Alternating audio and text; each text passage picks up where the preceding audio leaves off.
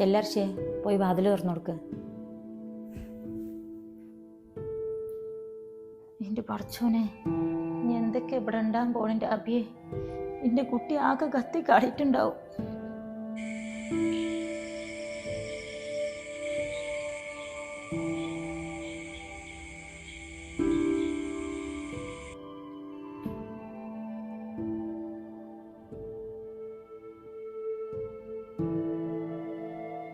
മതി, കഴിഞ്ഞതൊക്കെ കഴിഞ്ഞ്. അതിൻ്റെ പേരിൽ ഉമ്മാടെ കുട്ടി ഇങ്ങനെ തകർന്നിരിക്കല്ലേ. ഇക്കത് കാണാൻ വെച്ച ഇത്രത്തോളം മാപ്പ് പറയാൻ പറ്റുന്ന തെറ്റൊന്നും ഇമ്മാടെ കുട്ടി ഇമ്മാട് ചെയ്തിട്ടില്ല. എന്തെങ്കിലും മനസ്സുകൊണ്ട് തോന്നിക്കണമെങ്കിൽ തന്നെ അതൊക്കെ ഉമ്മ അപ്പം തന്നെ പുറത്തരും ചെയ്തിക്കണ്. മക്കളെ എന്ത് തെറ്റേത്താലും അതൊക്കെ ക്ഷമിക്കാനും പൊറുക്കാനും എല്ലാം ഉമ്മാരെ കൊണ്ടും പറ്റും. ഉമ്മാടെ കുട്ടി അത് ആലോചിച്ചിട്ട് ഇനി ബേജാറാവണ്ട. ഇതൊന്നും ഇന്നോ ഇന്നലെ തുടങ്ങിയതല്ല അരിസേ. എന്നിട്ടും നമ്മളമ്മ അന്നോടൊന്നും പറയാണ്ടിരുന്നത് എൻ്റെ ഉള്ള സന്തോഷവും സമാധാനവും ഇല്ലാണ്ടാവണ്ടല്ലോ എന്ന് വിചാരിച്ചിട്ടാ.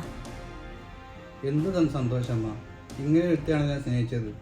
എനിക്ക് എന്നോടന്നെ വെറുപ്പ് തോന്നാം.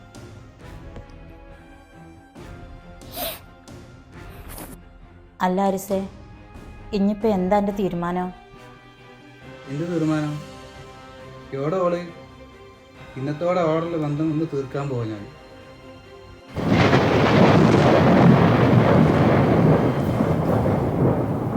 വേണ്ട ഹരിസേ, ഓള് ചെയ്തതും കാട്ടിയതൊക്കെ വലിയ തെറ്റന്നെയാണ്.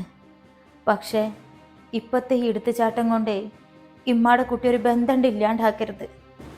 പടച്ചോനായിട്ട് കൂട്ടിച്ചേർത്തതാണ് ഭൂമിയിൽ ഓരോ മനുഷ്യന്മാരും തമ്മിൽ.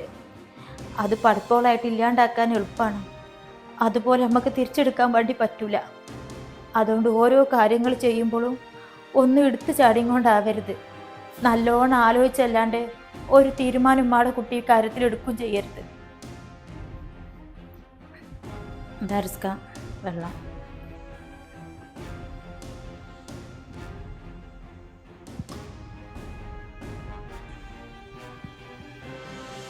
സോറി അരിസ്ക, ടെൻഷനാക്കാൻ വേണ്ടിയിട്ട് ചെയ്തതല്ല. നമ്മളെ വീട്ടിൽ നടക്കുന്ന കാര്യങ്ങൾ കാക്കാക്കൊന്ന് മനസ്സിലാക്കി തരണമെന്ന് തോന്നി. അതുകൊണ്ടാണ് ഞാൻ. നന്നായി മോളെ, ഇങ്ങനെ ചെയ്തില്ലെങ്കിൽ ഞാൻ അവളെ സ്വഭാവം ഒന്ന് മനസ്സിലാക്കില്ലായിരുന്നു. അല്ല, ഇനിയിപ്പോൾ കാക്കാൻ്റെ പ്ലാൻ എന്താ? എനിക്കറിഞ്ഞൂടാ. തിരിച്ചു മറിച്ച് നാലെല്ലാം കൊടുത്തിട്ട് ഇറക്കി വിടാനൊക്കെ തോന്നുന്നത്. വേണ്ട അരിസേ, വെറുതെ ഓരോ കയ്യാങ്കളിക്ക് നിൽക്കണ്ട. തല്ലാനും പറയാനൊക്കെ എളുപ്പമാണ്. പക്ഷേ ഓളെ സ്വഭാവം